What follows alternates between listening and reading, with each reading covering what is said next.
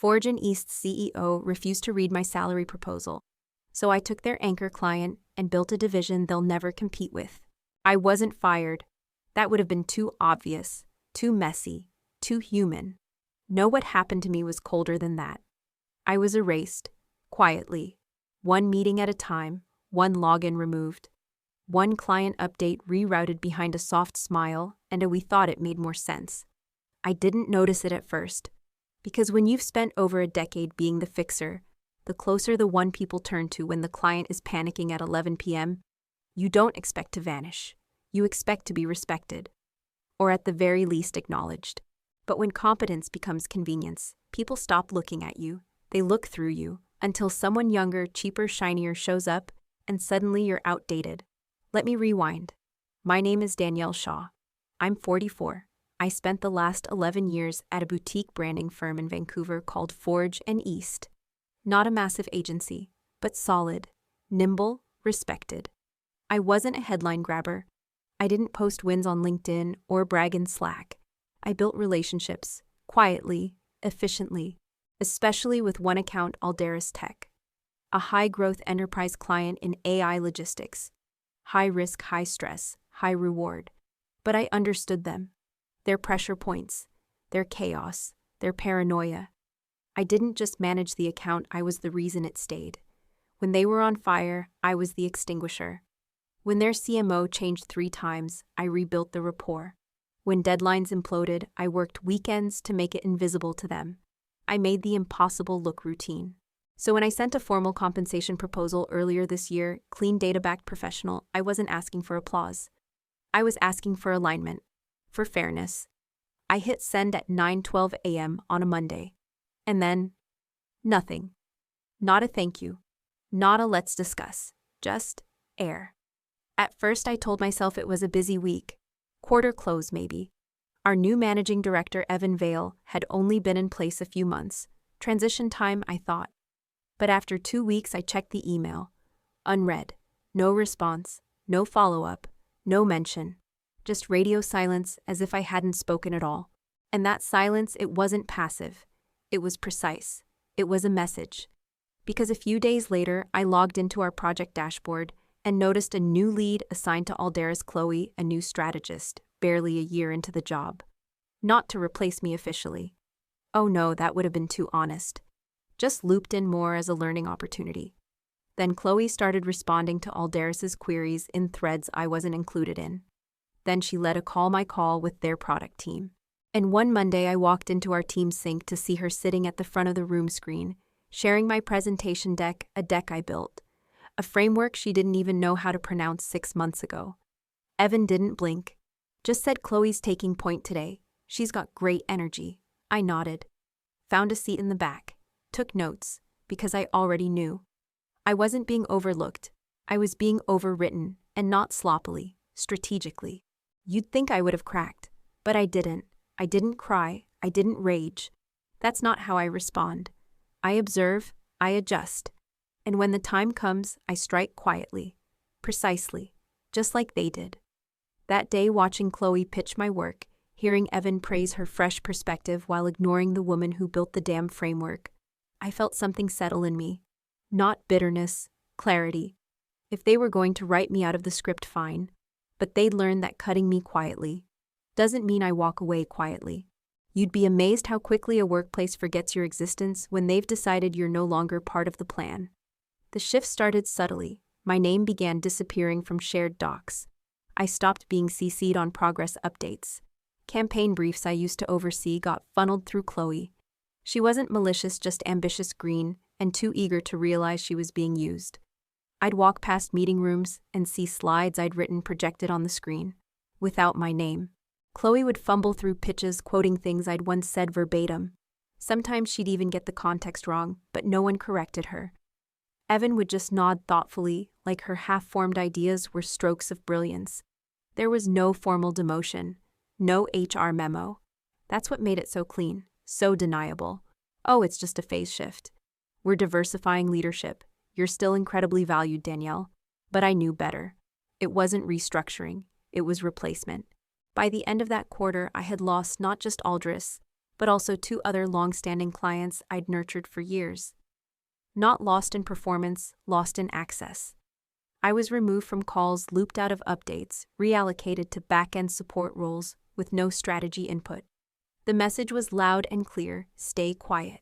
Stay in the corner, stay out of the way. And I did, on the surface. But not because I'd accepted it. Because I was watching.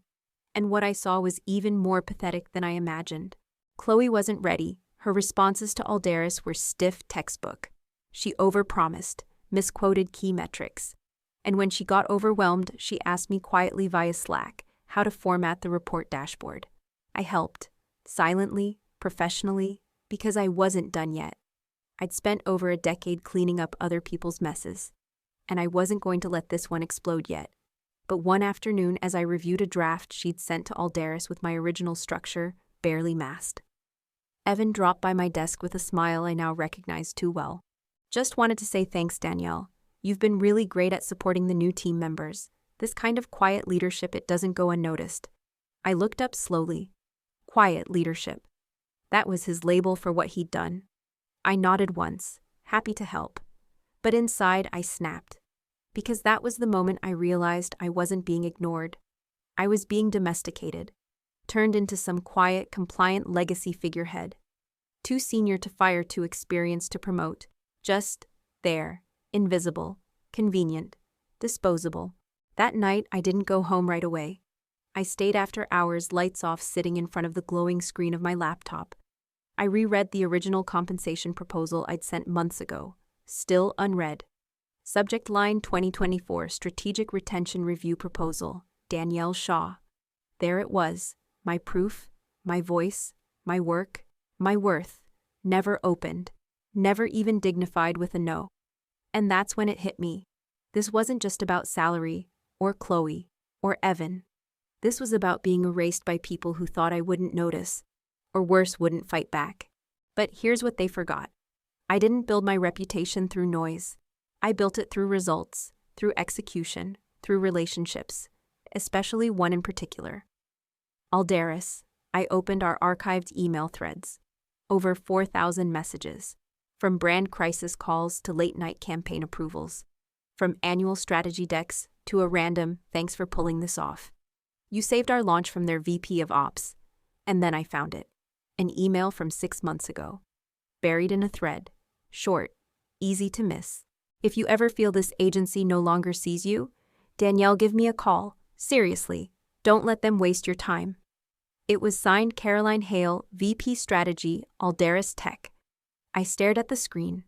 Read it again and again. It was like someone had tossed me a rope while I was drowning, and I hadn't even known how deep under I'd sunk. Caroline saw me. She always had. Through the noise, the chaos, the politics. And in that moment, somewhere around 11:38 p.m., I realized something else. Maybe I'd stayed too long. Not because I was weak, but because I believed loyalty was currency. Turns out it's not. At least not at Fortune East. But I wasn't going to run. Not yet. I had leverage now, and leverage is power. The next morning I came in early, logged in, downloaded my full campaign archive, every presentation, every measurable result, every email thread that proved the client wins were rooted in my strategies. I didn't take anything proprietary. I didn't breach confidentiality. I simply gathered my truth. Because when the time came, I wasn't just going to walk out quietly. I was going to make sure they finally understood who they tried to erase. The funny thing about public humiliation is how quiet it actually is. No yelling, no scenes. Just a room full of people who suddenly forget how to look at you. It started like any other Monday. Gray skies, bad coffee, a calendar invite that didn't make sense. Company alignment, Q2 reset. All strategic leads required. I wasn't a strategic lead anymore, at least not on paper. But the invite came to my inbox anyway. For a second I hesitated. Was it a mistake, a leftover group tag? Then I remembered something Evan once said during a staff retreat. If you're not in the room, you don't get to shape the narrative. So I showed up, blazer pressed, hair tied back, neutral smile, notebook in hand. The conference room was already buzzing. Chloe sat at Evan's right. She had a new look, polished, confident, maybe a little smug. I took a seat in the second row. No one said anything, but I felt it. The energy shift. That quiet tension when people assume you're no longer supposed to be there. Evan started the meeting with the usual jargon: soup efficiency, optimization, resource clarity. People nodded, slides changed, buzzwords flew. But then something shifted. He clicked to a slide that simply said, strategic streamlining. His tone changed. Lower, slower. We're entering a new phase, he said. And with that comes necessary reflection. About roles, about direction, and yes, about fit. He scanned the room, and then he said it. Some of us have been here a long time, and maybe we've done good work, but tenure doesn't equal alignment. We need people who match where this company is going, not where it used to be. He paused and looked directly at me, just for a second. It wasn't long, but it was enough. Enough to make it clear that I was the subtext. Enough to make my throat tighten. My spine go rigid, my pulse spike. He didn't need to say my name. The message landed. If you think you're entitled to more because of your history, not your relevance, maybe it's time to ask whether this is still the right place for you. The room fell so quiet you could hear Chloe flip a page in her notebook. I felt it then, not just embarrassment, shame. The hot, nauseating kind that spreads from your chest to your fingertips. A few people glanced my way, quick, darting looks. Some avoided my eyes entirely. One junior strategist bit her lip like she was holding something back. Sympathy, fear. I didn't move, didn't speak. I just sat there and took notes like nothing had happened. Like my dignity hadn't just been peeled off in front of 23 people. But inside I broke, not all the way, just enough. Enough to feel the crack, the fracture between who I used to be here and what they were trying to reduce me to. Because make no mistake, this wasn't just corporate pruning. This was a targeted erasure disguised as vision. And I finally saw it clearly. They didn't want to fire me. They wanted me to fire myself. To get tired, get demoralized, walk out and save them the paperwork, the payout, the accountability. It was manipulative, it was strategic, and it was working. That afternoon, I didn't cry in the bathroom. I didn't vent to friends. I didn't scroll LinkedIn looking for validation. I opened my laptop, and I began to trace the veins of everything I'd built, every contract, every metric, every strategic win, especially with Alderus. I pulled up Caroline Hale's email again, her quiet offer that now read like a lifeline. If you ever feel this agency no longer sees you, give me a call. I didn't answer it that night. I wasn't ready to be rescued, but I was ready to stop bleeding quietly. The next morning, Evan passed by my desk as if nothing had happened. He gave his usual tight smile, the kind that pretends to be casual but holds too much calculation behind the eyes. Hey Danielle, good energy yesterday. Appreciate you being there. Good energy, I gave a short nod. Sure. Then I watched him walk away, adjusting his cufflinks, still thinking he had the upper hand. What he didn't know was I'd already booked a call with Carolyn, 10:30 a.m., tomorrow. And I wouldn't be coming to ask for a job. I'd be coming with leverage. The next morning, I woke up before my alarm, not out of anxiety, out of clarity. There's a calm that comes after humiliation, not the kind that crushes you, the kind that crystallizes you. I got dressed with intention, soft gray blouse, minimal makeup, clean lines, sharp posture, not flashy, but grounded, focused. I looked like someone who wasn't here to beg, just to decide. At 10:28 a.m., I logged in. The call popped up right on time. Caroline Hale, Alderus Tech VP of Strategy. Her face filled the screen, still the same direct, no-nonsense warmth, the kind that always cut through meetings like a hot knife. Danielle, she smiled, still keeping Forge and East afloat. I chuckled, trying. Though they seem to prefer a younger life raft these days. She didn't flinch, didn't press. She just nodded like she already knew. Let me be blunt, Caroline said. We've noticed a change, and not for the better. Since your involvement tapered off, we've had delays, misalignments, and what I'd politely call amateur hour. We're not thrilled. I didn't respond. I didn't need to. I said something to you months ago, she continued. I meant it. If you ever feel undervalued, you call me. So here we are. There it was, the opening. But I didn't lunge at it. I paused, then said carefully, I'm not looking to jump ship out of spite. I don't run from discomfort, but I also don't work where I'm invisible. Caroline leaned back. Good. Because we're not offering a lifeboat. We're offering a ship. I blinked. We're restructuring, internalizing strategy. We've wanted to build a dedicated in-house strategic innovation division. We've just been waiting for the right lead, someone who understands the nuance, the pace, the chaos. Someone like you. She didn't blink when she said it. I almost did. But I held steady. I'd need full scope, I said. My team, my systems, reporting lines straight to executive. Caroline nodded. Done. Remote friendly, competitive package. Full autonomy. I swallowed hard, but kept my voice level. And time to transition. We move fast, she said. But we'll respect your timeline. You tell me when. The call ended 34 minutes later. I sat frozen for a moment. Then I exhaled. Not from fear, not from pressure, from the weight finally lifting. This wasn't just a job offer, it was validation. A confirmation that I wasn't crazy difficult, outdated, or past my prime. I was right, and I was still needed. That evening, I didn't draft a resignation letter. I drafted a strategy. Because I wasn't going to leave quietly, I wasn't going to disappear the way they wanted me to head down, stripped of relevance, reduced to a cautionary tale about people who couldn't adapt. No, I would exit on my own terms. And I would make sure the echo lasted long after the elevator doors closed.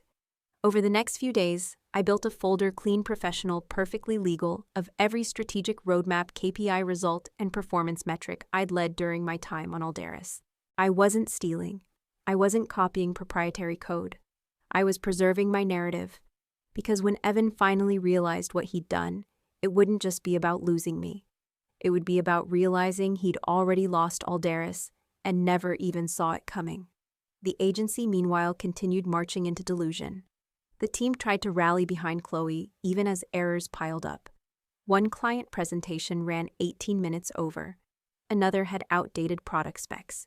Caroline had stopped replying directly in Slack, rerouting everything to feedback review threads that never led anywhere.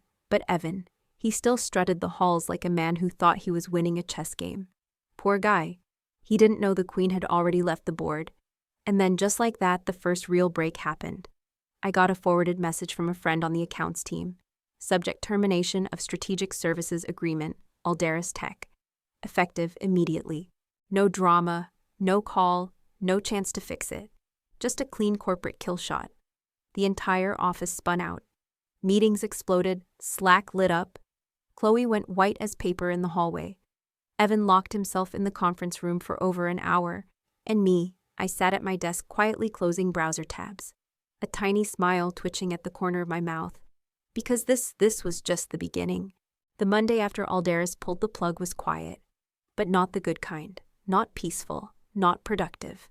The kind of silence that settles after an earthquake. Heavy, uneasy, tense.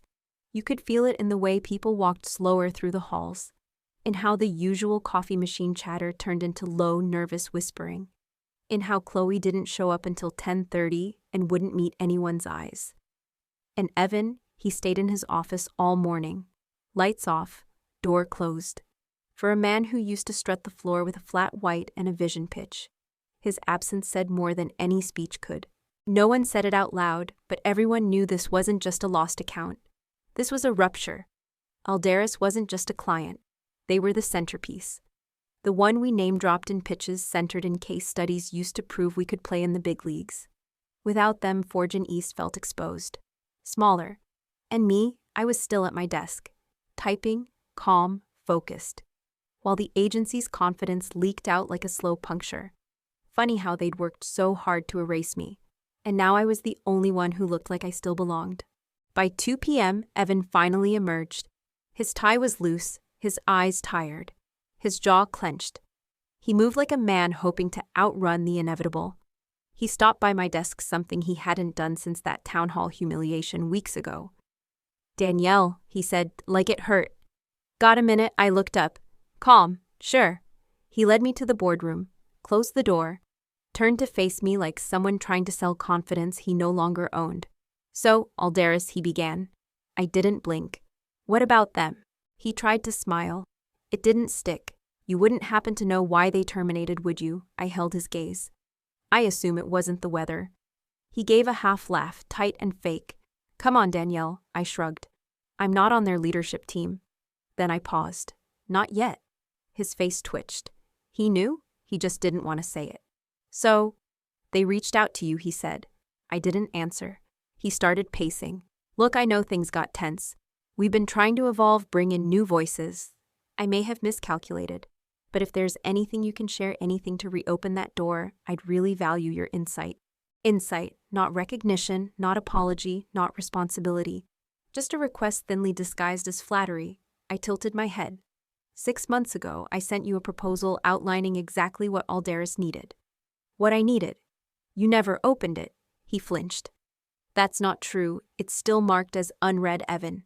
He looked away, said nothing. You reassigned my work, elevated someone who wasn't ready, took credit for metrics you didn't understand. And when I stopped being useful on paper, you let me fade into the background like office furniture. He swallowed. We both know you were central to that relationship. I stood. Not abruptly, just with intent. I'm not were. I am. He blinked. I didn't wait. I've accepted an offer from Alderis. I'll be leading their internal strategy division. The words hit like a brick through glass. Clean, final. You're serious, he said. Dead serious. He paused, realizing too late that the foundation he stood on wasn't his. It had been mine all along. You're making a mistake, he muttered. I smiled. No, you did. Then I walked out. Not just from the boardroom, but from that version of myself that kept waiting to be acknowledged. At my desk, I didn't pack anything. No photos, no plants, no trinkets. I'd already erased myself over the last 6 months, first by instinct, then by design. It felt right poetic even that I'd leave the same way they'd treated me quietly. But this time it was on my terms. As I passed the front desk, the receptionist looked up. Heading out early, I smiled. Something like that. She didn't know, no one did. And I liked it that way. I didn't want a goodbye cake or a final team sync. I didn't want applause. I wanted clarity. I wanted impact. And I'd already made it. The next morning, I logged in from my new desk. Alderis, new laptop, new email, Danielle.shaw@alderisinnovation.com. The welcome message read, "We're thrilled to have you. Let's rebuild the future your way." And for the first time in a very long time, I didn't feel the need to prove anything. I didn't feel the need to be seen, defended, or explained. I just felt one thing: power. The first thing I noticed when I joined Alderis wasn't the salary or the sleek onboarding deck or the new MacBook waiting on my desk. It was the tone. Every email had my name spelled correctly. Every calendar invite included me as the lead, not as a silent backup. Every Slack message started with Danielle. What do you think? For someone who'd spent the last year being sidelined by people who thought experience was a threat, it was disorienting in the best way possible. But I didn't let the comfort lull me. Because I hadn't come here just to be appreciated. I came to build. In 3 weeks, I outlined an entirely new division inside Alderis Strategic Innovation and Client Intelligence. Not just another marketing team. A cross-functional powerhouse designed to audit, optimize, and future-proof every external engagement Alderis relied on. Within 2 days of pitching it to execs, the COO gave me the green light. Build it your way, he said. Hire who you trust. Think long-term. And that's when it hit me. This wasn't just a job upgrade. This was a sandbox, a blank canvas, a second act with full authorship. I didn't gloat. That's not my style. But I did reflect. Because while I was quietly assembling my team, drafting hiring plans and sourcing systems, I was also watching the ripple effects spread from my exit. Forge and East, they weren't doing so well. A friend inside Ops sent me a screenshot of a company-wide memo Q4 forecast under revision. All non-client expenses frozen. More updates to come. Translation panic. Another friend in HR told me Chloe had been quietly moved to an internal brand support team after 2 more accounts escalated service complaints. And Evan, he'd gone silent on LinkedIn. For a man who used to post weekly, that silence was deafening. But I wasn't done hearing from the outside world. Not by a long shot. Exactly 21 days after I started at Alderis, I got a message on my new work phone. It was from Monica Jensen, CMO of a long-term client I'd once rescued from a disastrous rebrand at Fortune East. "Hey Danielle, just heard you made a move. Congrats. Would love to catch up off record. I met her for coffee that Friday. She didn't waste time. We've been unimpressed," she said bluntly. "The new team doesn't get our voice. Feels like they're reading scripts." I stayed quiet. She leaned in.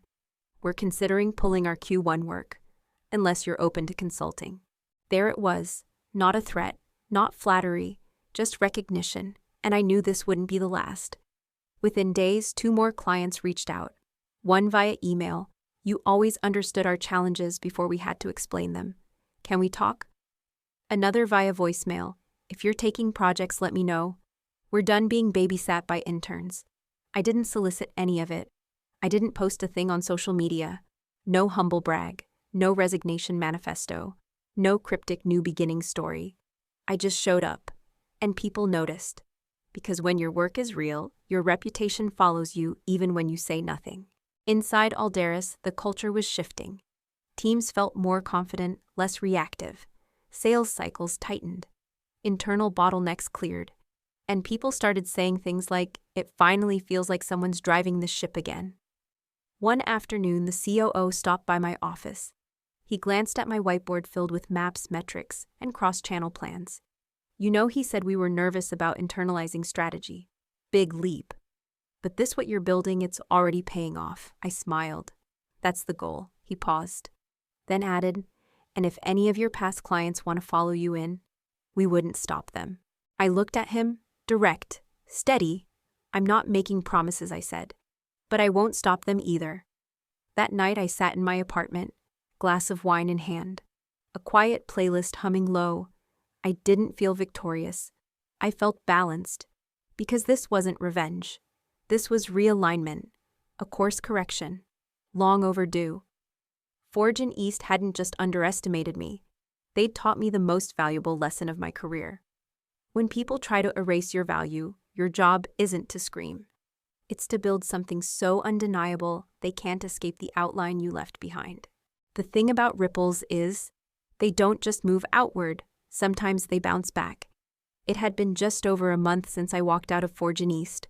No public fallout. No dramatic LinkedIn post. No viral resignation story. Just absence. And sometimes that's the loudest thing in the room. Internally, Forge was fracturing. Not because clients were fleeing, that was already happening in the background. The real chaos came from inside. I started hearing things. A designer I used to work with messaged me out of the blue, "Do you know who's actually running strategy now? Because it sure as hell isn't Chloe." Another friend from accounts told me Slack channels had devolved into passive-aggressive debates. Senior staff were burning out. No one knew who had final say on anything. Even the receptionist who always knew everything had a nickname for the vibe, post-Danielle Panic. I laughed when I heard it. Not out of ego, out of recognition. Because I hadn't realized how much I held together until I left and watched it collapse.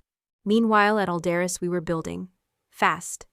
I had just hired 2 former agency colleagues, people I trusted, people who had been overlooked just like I had. I didn't recruit them. I didn't lure them. They came to me. And that I realized was the difference.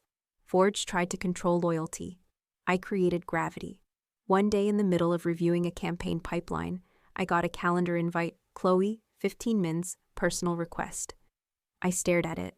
No subject, no description, just her name. The name that not long ago had taken my seat, my account, and let's be honest, my voice. I accepted the call. She joined a minute late, looked tired, edges no longer polished. Her usual brightness dulled. "Hi, Danielle," I nodded. "Chloe." She hesitated. Then quietly, "I don't know where to start." That caught me off guard. I expected deflection, maybe even denial. But what I saw was uncertainty, maybe even remorse. "I wasn't ready for what they gave me," she said. "I thought I was, but I wasn't. You made it look easy. I didn't realize." She stopped. I waited. Then she added, "I don't want to go back there.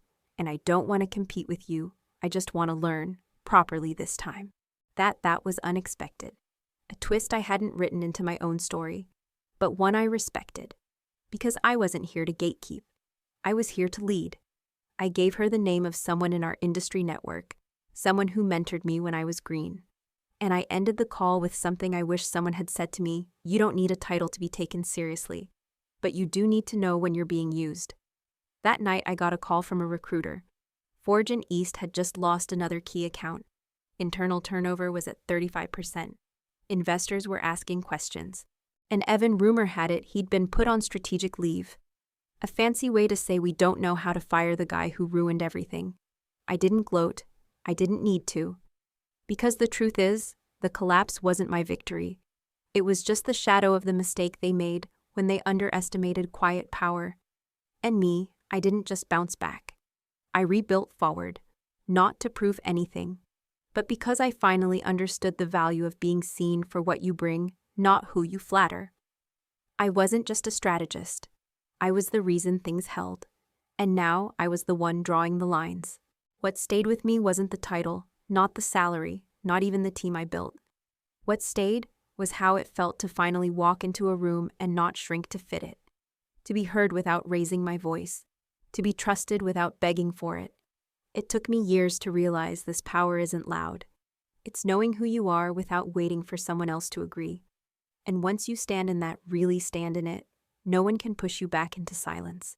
I still remember the version of me who hesitated to ask for a raise, who rewrote her proposal 3 times to sound less demanding, who sat in meetings quietly while someone else got credit for her work. I don't hate her, she got me here, but I'll never be her again. Because once you stop seeking permission to be seen, you start building on your own terms, and that changes everything. Forge and East became a memory, a cautionary tale I didn't need to finish reading.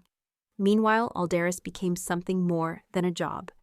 It became proof that I wasn't hard to manage, I was hard to replace. And the people who truly understood value, they never needed a performance deck to recognize it. I share this because I know someone out there is still stuck between the fear of leaving and the fear of staying invisible. So if no one said this to you yet, you are not too much. You are not overreacting. And you do not need to wait it out to earn respect. You just need to remember who you were before they taught you to doubt it. Then act accordingly. That's all I did. And the fallout, it wasn't mine to clean up. Thanks for being here. If this story feels like yours, you're not alone. You're just ahead of the version of you who still thinks she has to earn her seat. You don't. It was always yours.